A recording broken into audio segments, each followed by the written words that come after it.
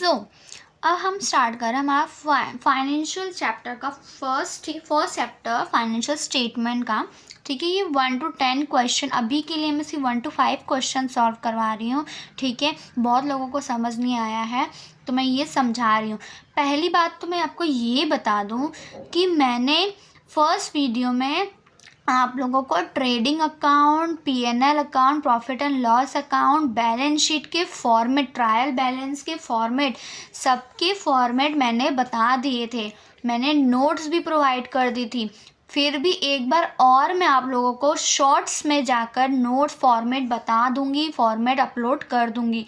जब तक आपको ट्रेडिंग अकाउंट के, प्रॉफिट एंड लॉस अकाउंट के, बैलेंस शीट के फॉर्मेट याद नहीं होंगे तब तक आपको ये नहीं आएगा। तो सबसे पहले जाके आप फॉर्मेट याद करो। ठीक है, तो फॉर्मेट या पहले लर्न करो कि कौन सा डेबिट होगा, कौन से किस साइड आएगा, कौन से किस साइड आएगा। ठीक है, तो आज के इस वीडियो में सिर्फ 1 to 5 क्वेश्चंस में करवाने वाली हूँ और बाकी के 5 क्वेश्चन मैं बाद में करवाऊंगी। ठीक है, तो प्लीज़ ध्यान से देखना। और सबसे पहले जिसने भी वो वीडियो नहीं देखा है वो वीडियो जाके देखो, पहले लर्न करो, उसके बाद सॉल्यूशन अपने खुद से कर लोगे। बहुत सिंपल है ये। ठीक है, तो हम स्टार्ट करते हैं। ये मैंने क्वेश्चन आधा लिखा हुआ है शॉर्ट के लिए, आपको समझ आए एक्चुअल में आपको करना क्या है। ठीक है, मैंने पूरा क्वेश्चन नहीं लिखा है। तो आपके बुक में, टेक्स्ट बुक में क्वेश्चन दिया होगा तो आप उसको देख के करना। ठीक है, तो देखो क्या बोला गया है। फ्रॉम द फॉलोइंग बैलेंस इधर टेक्स लिखा है मैंने। ठीक है, from the following balance text from the books of Simi and Vimi LTD for the year ended March 31, 2017 calculate the gross profit. ठीक है, क्या बोला है कि बैलेंस शीट लिया गया है किसकी बुक में। तो इसमें क्या बोला है कि 31 मार्च एंडेड में क्या आपको कैलकुलेट करना है, ग्रॉस प्रॉफिट कैलकुलेट करना है। ये याद रखना, क्वेश्चन हमेशा अच्छे से पढ़ना कि क्या बोला है फाइंड करने के लिए, क्या चीज़ बोली है निकालने के लिए। ठीक है, तो दोनों का अकाउंट बुक्स है, सिमी एंड विमी का। ठीक है, और उनका कैलकुलेट करना है दोनों का ग्रॉस प्रॉफिट। ठीक है, एक ही अकाउंट है ये। ठीक है, तो ग्रॉस प्रॉफिट हमें निकालना है। तो याद है, मैं यहाँ पे फॉर्मूला भी बता दूंगी, पर आपको फॉर्मूला भी याद होने चाहिए कि किसको ग्रॉस प्रॉफिट कैलकुलेट करने के लिए क्या क्या ऐड होता है, क्या माइनस होता है। ठीक है, तो उसके लिए ग्रॉस प्रॉफिट के लिए देखो ट्रेडिंग अकाउंट बनाना पड़ेगा। ग्रॉस प्रॉफिट के लिए ट्रेडिंग अकाउंट बनाना होगा जिसमें, और ये लिखना, ये इसके फॉर्मेट के मार्क्स मिलते हैं। ये जो मैंने लिखा है ये पूरा अच्छे से लिखना। ठीक है, चलो कैसे कैलकुलेट करते हैं याद रखना। आपको ओपनिंग बैलेंस दी हुई है क्वेश्चन में। ठीक है, क्वेश्चन में देखो ओपनिंग स्टॉक दिया हुआ है, पहले क्लोजिंग स्टॉक दिया है 2,50,000। ठीक है, फिर net sales during the year 40 lakhs दिया हुआ है, फिर net purchase during the year 15 lakh दिया हुआ है, ओपनिंग स्टॉक दी हुई है 15 लाख, फिर डायरेक्ट एक्सपेंस दिया हुआ है 80,000। ठीक है, तो आपको ये निकाला हुआ है, आपको ये क्वेश्चन में दिया हुआ है। तो अब हमें इतना याद रखना है कि कौन सा नेम, जैसे ओपनिंग स्टॉक कहाँ आएगा, नेट परचेस कहाँ आएगा, सेल्स कहाँ आएगा, क्लोजिंग कहाँ आएगा, ये आपको याद करना है। ये फॉर्मेट में दिया है तो याद रखना ओपनिंग किस साइड आएगा और क्लोजिंग किस साइड आएगा, या कोई चीज़ किस साइड आएगी या कोई चीज़ किस साइड आएगी। ठीक है, तो डेबिट साइड में देखो ओपनिंग बैलेंस हमेशा ट्रेडिंग अकाउंट में डेबिट साइड आता है, तो ओपनिंग बैलेंस हम यहाँ लिखेंगे 15 लाख। ठीक है, नेट परचेस यहाँ होता है, इतना याद रखना। जो डेबिट साइड होता है वो एक्सपेंस होता है, हमारे खर्चे होते हैं, और जो क्रेडिट साइड होता है जो हमें मिलता है। ठीक है, परचेज जो हमारे पास पैसे आते हैं तब वो होता है। तो जितने भी खर्चे होंगे वो इस साइड लिखना, खर्चे हो रहे होंगे इस साइड और जो पैसे मिल रहे होंगे इस साइड। ठीक है, तो ओपनिंग बैलेंस 15 लाख, फिर नेट परचेस हमने लिखा 15 लाख। ठीक है, डायरेक्ट एक्सपेंस हुआ, मतलब हम लोग को डायरेक्टली हमने पैसे खर्चे किए 80,000। ठीक है, 80,000 हमने खर्चे किए। ठीक है, अब नेट सेल्स कितना हुआ, पैसे कितने मिले, नेट सेल्स कितना है 40 लाख। क्लोजिंग स्टॉक कितना है हमारा 2,50,000। ठीक है, तो ये हमारा क्लोजिंग स्टॉक है। बचा कितना हमारे पास, ये क्लोजिंग स्टॉक। ठीक है, अब निकालते कैसे, ये वाली अमाउंट को, इतने अमाउंट को टोटल करो। टोटल करने पे अगर ये अमाउंट ज़्यादा आती है तो यहाँ पे लिखो ठीक है, यहाँ लिखो, फिर ये अमाउंट को टोटल करो। ठीक है, पहले यहाँ मत लिख देना, पहले इसको टोटल करो और इसको टोटल करो, फिर दोनों को कंपेयर करो कि ज़्यादा कहाँ आ रहा है। तो इधर ज़्यादा आ रहा है, तो जहाँ ज़्यादा आता है वो दोनों के कॉलम में सेम सेम अमाउंट लिख देना। फिर जहाँ कम आ रहा है उसको, जो ज़्यादा आ रहा है उससे माइनस कर देना। तो मतलब इसका टोटल आ रहा है 2,42,50,000 मतलब, ठीक है, इतना आ रहा है। तो यहाँ पे भी वही अमाउंट होगी और इसमें कितना आ रहा होगा, जितना आएगा उतना इसमें से माइनस कर देना, इसमें से माइनस करना। कितना आएगा करो, 40 लाख है ना, और कितना है 1 2 3 4 5 2, तो कितना अमाउंट, इस सेम ही अमाउंट आएगा। ठीक है, लेकिन हमें माइनस करना पड़ेगा ना।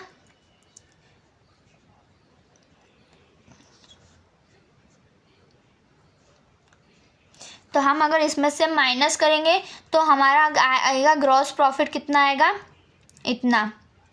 ठीक है, 11,70,000। ये अमाउंट शायद ज़्यादा है। ठीक है, ये वाली अमाउंट ज़्यादा है, याद रखना, ये अमाउंट ज़्यादा है और ये अमाउंट कम है। तो ये अमाउंट को ये 38 लाख होगा, 38 लाख होगा। तो 42,50,000 में से 38 लाख को माइनस करेंगे तो हमारा आएगा ग्रॉस प्रॉफिट। मतलब याद रखना कि ये इतना फॉर्मेट याद रखना कि कौन सा कहाँ आएगा, बस अमाउंट सेम सेम वही लिखते जाना बस, और कुछ नहीं करना है। जो ज़्यादा आएगा उसमें से कम वाले को माइनस कर देना है।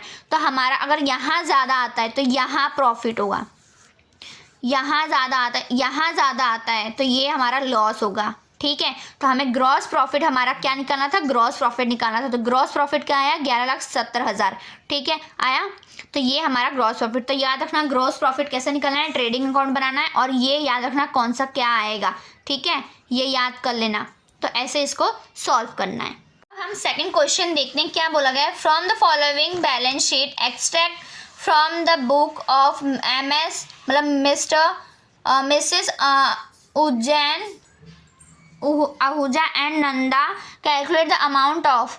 तो ठीक है, ये दोनों, ठीक है, ये बुक्स है, इनकी बैलेंस है, जो कि क्या क्या निकालना है इनके में, cost of goods available for sales, मतलब जितने भी कॉस्ट सेल किए हुए हैं, बचे हुए हैं, ठीक है, बेचने के बाद जितने भी सेल्स बचे हुए हैं उसका प्राइस क्या है, कॉस्ट क्या है। फिर cost of goods sold during the year, और कितने को मतलब कितने गुड्स को बेचे गए हैं वो देखना है। ठीक है, उसका कॉस्ट देखना है, और फिर हमें ग्रॉस प्रॉफिट निकालना है। तो पता है ना ग्रॉस प्रॉफिट कैसे निकालना है। ये आधा क्वेश्चन है, पूरा क्वेश्चन सुनो। क्वेश्चन में आपको क्या क्या दिया, ओपनिंग स्टॉक दिया 25,000, ठीक है, क्रेडिट परचेज दिया हुआ है 7,500, 7,50,000, कैश परचेज दिया हुआ है 3 लाख, फिर क्रेडिट सेल्स दिया हुआ है 12 लाख, फिर कैश सेल्स दिया हुआ है 4 लाख, वेजेस दिया है 1 लाख, सैलरी दिया है 1,40,000, क्लोजिंग स्टॉक दिया है 30,000, सेल्स रिटर्न दिया है 50,000 और परचेस रिटर्न दिया हुआ है 10,000। ठीक है, तो आपको क्या क्या निकालना है, कॉस्ट ऑफ गुड्स सोल्ड, निकालना है, कॉस्ट ऑफ गुड्स अवेलेबल निकालना है, और ग्रॉस प्रॉफिट निकालना है। तो चलो अब हम निकालते हैं। तो सबसे पहले फॉर्मूला देखते हैं क्या होता है। Cost of goods sold available for sale, जितने मतलब गुड्स को आपने बेच दिए हैं और उसमें से जितना बचा है अवेलेबल है उसका निकालना हो, तो फॉर्मूला क्या होगा। तो opening stock plus net purchase plus wages, मतलब 3 चीज़ हमें प्लस करनी होगी जब हमारा cost of goods sold available for sale. ठीक है, जो goods, cost of goods sold available for sale मतलब सेल्स के लिए रेडी है।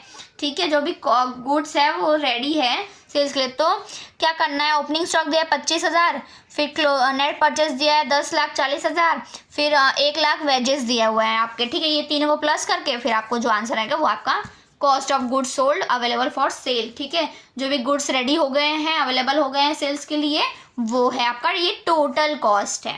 ठीक है, अब कॉस्ट ऑफ गुड्स सोल्ड मतलब कितने कॉस्ट जो सोल्ड हुए हैं उसकी कॉस्ट, मतलब गुड्स जो सोल्ड हुए हैं उसके कॉस्ट क्या है। ठीक है, तो उसका फॉर्मूला क्या होता है, opening stock plus net purchase plus wages वही होता है जो पहले हमने देखा फॉर्मूला। मतलब बस क्या करना है कि क्लोजिंग स्टॉक को माइनस कर देना है हम लोगों को, और ज़्यादा कुछ नहीं करना है।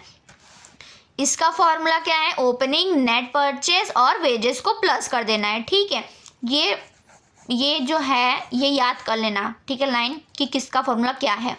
अब कॉस्ट ऑफ गुड्स सोल्ड, ठीक है, कॉस्ट ऑफ गुड्स सोल्ड निकालना है तो हमें क्या करना होगा, वही फॉर्मूला यूज़ करना है, बस उसमें क्लोजिंग स्टॉक को माइनस कर देना है। तो ये हमने प्लस किया, फिर इसमें से क्लोजिंग स्टॉक 30,000 माइनस कर दिया तो 1,35,000 आ गया। ठीक है, तो ये हो गया हमारा सेकंड। अब हमें निकालना है, और दूसरा फॉर्मूला है, एक्चुअली दूसरा फॉर्मूला क्या है, या तो अगर क्वेश्चन में आपको नेट सेल दिया होगा, ठीक है, और ग्रॉस प्रॉफिट दे दिया गया होगा, क्वेश्चन ध्यान से देखना क्या दिया है तो उसी हिसाब से फॉर्मूला रखना। अगर आपको नेट सेल दिया है और ग्रॉस प्रॉफिट दिया है और आपको तब बोला गया है कि कॉस्ट ऑफ गुड्स सोल्ड निकालो, ठीक है, CGS मतलब कॉस्ट ऑफ गुड्स सोल्ड निकालो, तब हम लोगों को नेट सेल में से ग्रॉस प्रॉफिट को माइनस कर देना है, तो भी आंसर वही आएगा। ठीक है, अब हम देखेंगे ग्रॉस प्रॉफिट कैसे निकाला। तो मैंने बताया था ग्रॉस प्रॉफिट कैसे निकालते हैं, ट्रेडिंग अकाउंट बनाकर। ठीक है, तो अब क्या वही अमाउंट जैसे मैंने बताया था क्या क्या होता है, अब याद रख लेना कि परचेस में भी 2 टाइप होते हैं, सेल्स में भी 2 टाइप होते हैं। अगर क्वेश्चन में दिया हुआ है क्रेडिट सेल्स या क्रेडिट परचेस या क्रेडिट कैश परचेस दोनों दिया है तो दोनों को प्लस करके फिर परचेस रिटर्न भी दिया होगा उसको माइनस कर देना। ठीक है, क्या दिया बोला मैंने कि अगर क्वेश्चन में कैश परचेस या क्रेडिट परचेस दोनों दिए होंगे तो उसमें से परचेस रिटर्न को माइनस कर देना तो आपका परचेस जो है मिल जाएगा आपको। ठीक है, सेम ऐसे ही सेल्स में करना है। अगर आपको क्रेडिट सेल दिया है और कैश सेल दिया हुआ है तो दोनों को प्लस करना और सेल्स रिटर्न्स को माइनस कर देना तो आपका सेल्स मिल जाएगा। ठीक है, और दूसरा अगर परचेस में आपको या तो एक ही चीज़, दोनों में से कोई एक ही चीज़ दी होगी, जैसे क्रेडिट परचेस दिया होगा तो उसको क्रेडिट परचेस में से परचेस रिटर्न माइनस कर देना अगर दिया होगा तो, नहीं तो क्रेडिट परचेस खाली दिया तो बस वही अमाउंट लिख देना, माइनस किसी में से मत करना। अगर क्रेडिट परचेस या और परचेस रिटर्न दिया होगा तो दोनों को माइनस करके तब लिखना, या फिर कैश परचेस दिया होगा तब दोनों को माइनस करके तब लिखना, या तो फिर सिर्फ कैश परचेस दिया होगा तो वही अमाउंट लिखना। सेम ऐसे ही क्रेडिट में सेल्स में भी करना। ठीक है, क्रेडिट सेल्स दिया होगा तो सेल्स रिटर्न से माइनस कर देना अगर दिया होगा तो, अगर सेल्स रिटर्न नहीं दिया सिर्फ क्रेडिट सेल्स दिया है तो वही अमाउंट बस लिख देना। कैश सेल्स दिया है और सेल्स रिटर्न दिया है तो भी माइनस करके आप लोग लिख देना। अगर नहीं दिया है तो सेल्स खाली रिटर्न कैश सेल्स लिख देना। ठीक है, ये फंडा याद रखना, हमेशा याद रखना। और दूसरी चीज़ हमेशा याद रखना कि परचेस रिटर्न परचेस में से माइनस होता है। ठीक है, और सेल्स जो होता है, जो सेल्स रिटर्न होता है वो सेल्स में से माइनस होता है। ठीक है, अब फिर ये करने के बाद हमारा परचेस मिल गया और हमें सेल्स मिल गया।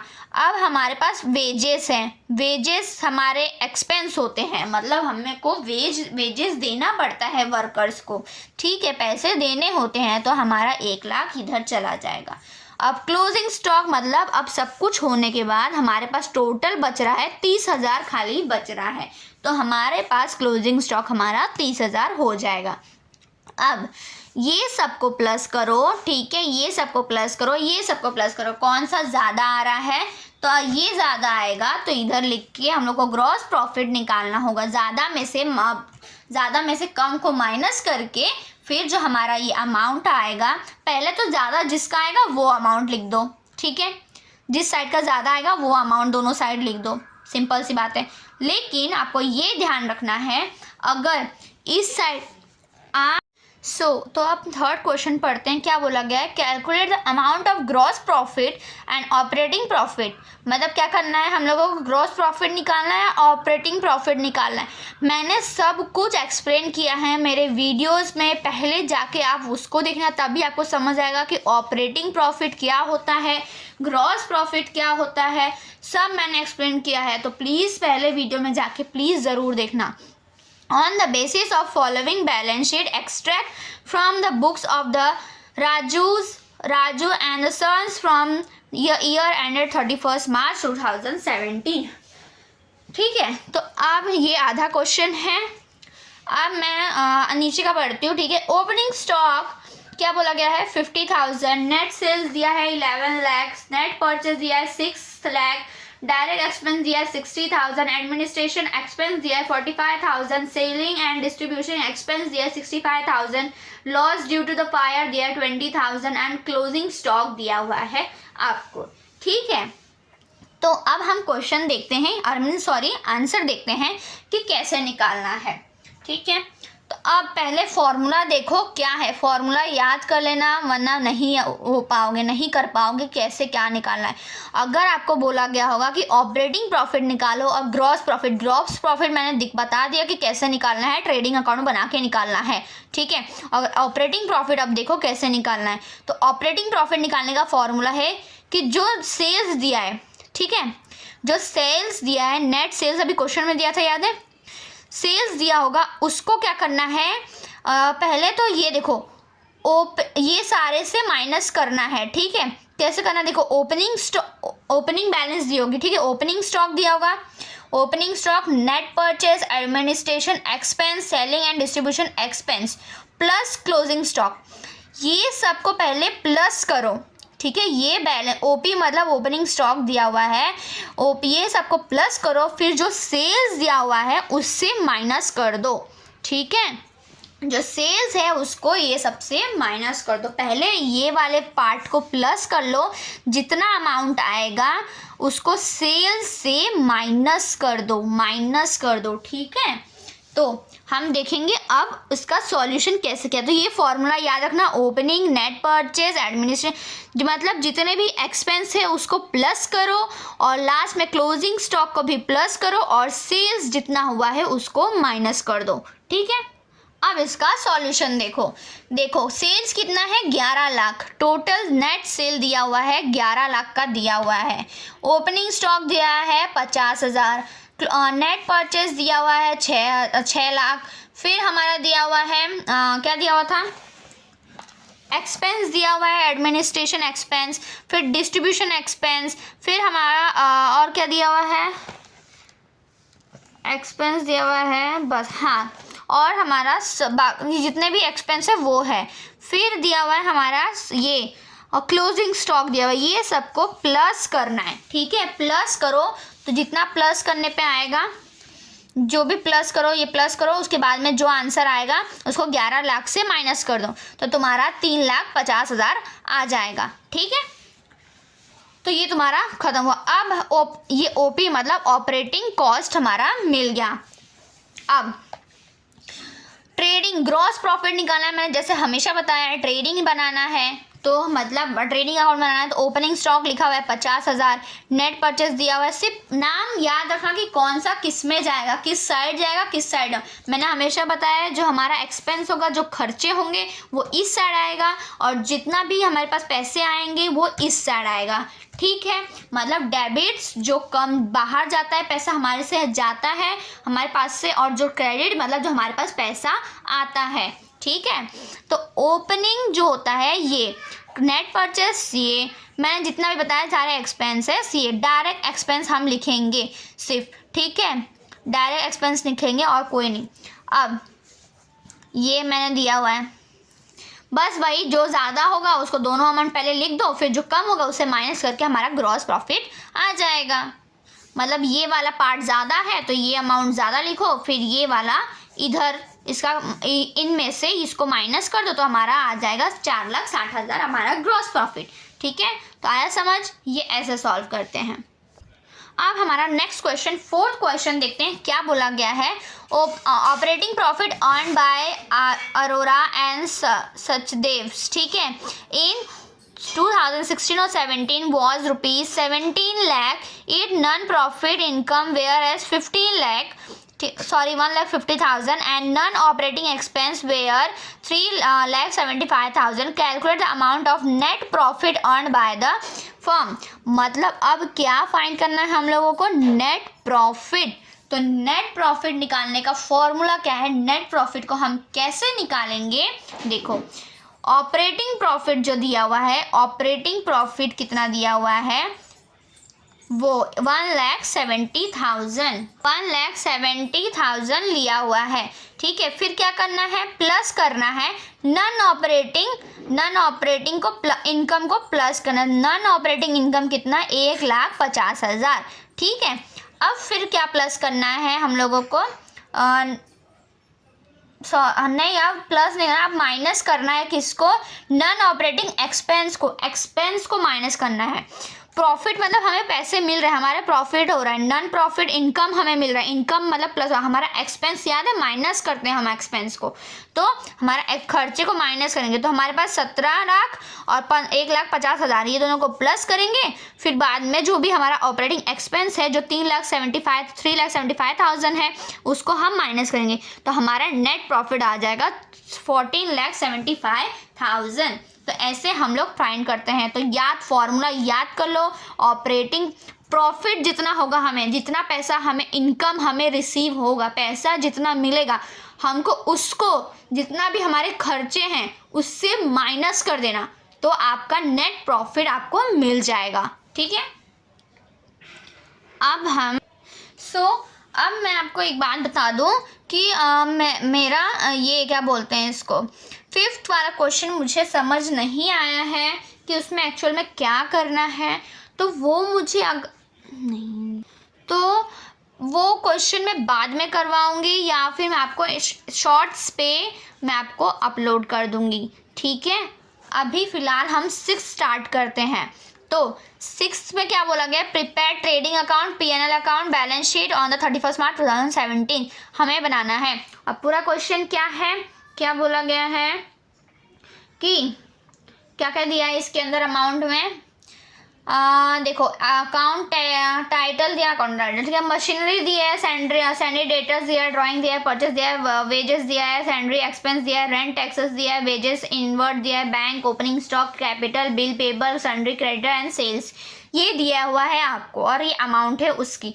लास्ट में देखो एडजस्टमेंट में दिया है, क्लोजिंग स्टॉक दिया हुआ है जो है 22,400, ठीक है, 22,400।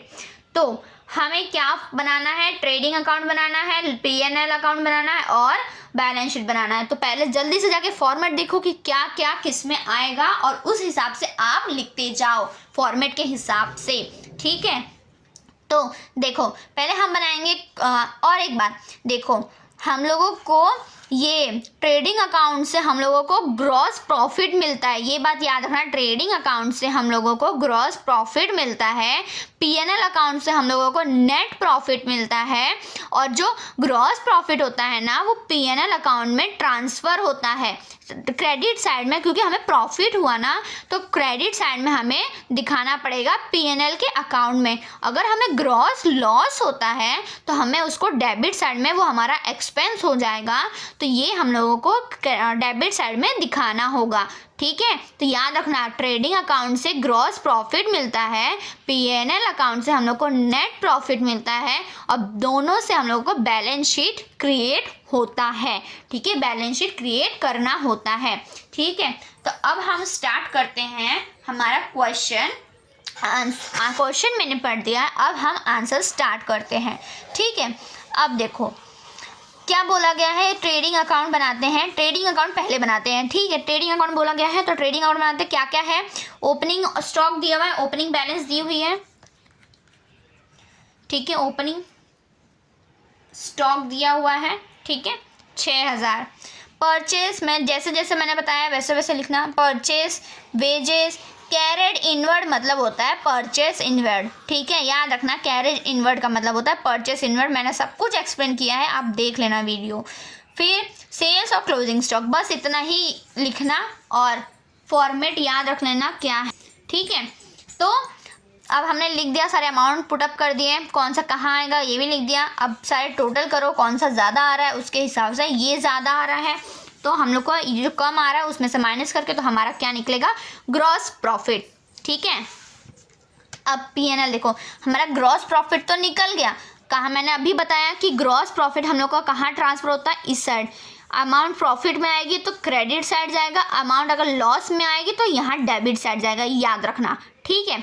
अब देखो ग्रॉस प्रॉफिट हमने यहाँ लिख देना है आपको, ठीक है। अब एक्सपेंस हमें लिखना है P&L में, ये भी वैसे ही ट्रेडिंग अकाउंट जैसा ही, यहाँ पे जितने भी हमारे एक्सपेंस होंगे वो हम लोगों को यहाँ लिखना है, और जितने हमारे इनकम होंगे, हमें मिल रहे होंगे पैसे, वो हमें इस साइड लिखना है, ठीक है। तो सेंड्री क्रेडिट एक्सपेंस मतलब हमारे एक्सपेंस है तो 600 हमारा एक्सपेंस में जाएगा, और रेंट टैक्स हमारा, ये भी हमें रेंट पेड करना है, टैक्स पे करना है, तो हमारा एक्सपेंस हुआ ना, पैसे तो गए हमारे पास से, तो ये हमारा एक्सपेंस हो जाएगा, ठीक है। अब ग्रॉस प्रॉफिट हमें मिला, मतलब प्रॉफिट हमें मिला ट्रेडिंग अकाउंट से, तो हमारा ये प्रॉफिट है, तो ये अमाउंट ज़्यादा है तो ये अमाउंट दोनों साइड लिख देंगे। फिर बाद में जो कम होगा उससे माइनस करेंगे तो हमारा क्या निकलेगा, 14,000 हमारा नेट प्रॉफिट निकलेगा। मैंने अभी बताया कि ट्रेडिंग अकाउंट से हमें ग्रॉस प्रॉफिट मिलता है और ग्रॉस लॉस मिलता है, और P&L से हम लोग को प्रॉफिट एंड लॉस अकाउंट से हम लोगों को नेट प्रॉफिट या नेट लॉस मिलता है, ठीक है। अब देखो बैलेंस शीट। अब एसेट्स और लायबिलिटी तो तुम लोगों को आती है, लायबिलिटी और एसेट्स, ठीक है। अब कैपिटल हमेशा लायबिलिटी साइड जाएगा, जो हमें हमारा नेट प्रॉफिट जो हमें मिलता है वो कैपिटल में हमारा प्लस हो जाता है, याद रखना। जो भी हमारा P&L से नेट प्रॉफिट हमें मिलेगा वो हमारा बैलेंस शीट में प्लस हो जाएगा।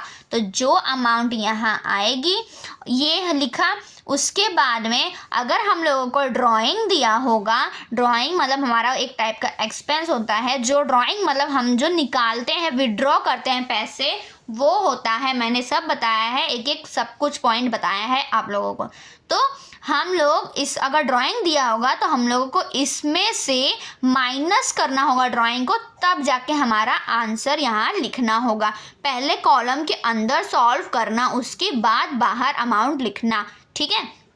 फिर बिल पेबल मतलब हमें बिल पे करना है, तो ये हमारा एक्सपेंस हुआ, लायबिलिटी हुई। सेंड्री क्रेडिटर हमारी एक लायबिलिटी होगी, ठीक है। अब मशीनरी हमारे पास इतनी है, इतने का लिया। परचेज सेंड्री डेटर्स, फिर बैंक, फिर क्लोजिंग स्टॉक, यही होगा। क्लोजिंग स्टॉक हमेशा क्रेडिट साइड ही आएगा, ठीक है। अब दोनों को, अब ऐसा करना कि दोनों का अमाउंट सेम आए, इसका भी टोटल करो तो सेम आए, इसका भी टोटल करो तो सेम आए, ठीक है। तो ये 5 है, 3 नहीं है, ठीक है। तो बैलेंस का मतलब होता है दोनों डेबिट क्रेडिट बैलेंस होना चाहिए, सेम सेम आंसर आना चाहिए दोनों साइड का, ठीक है।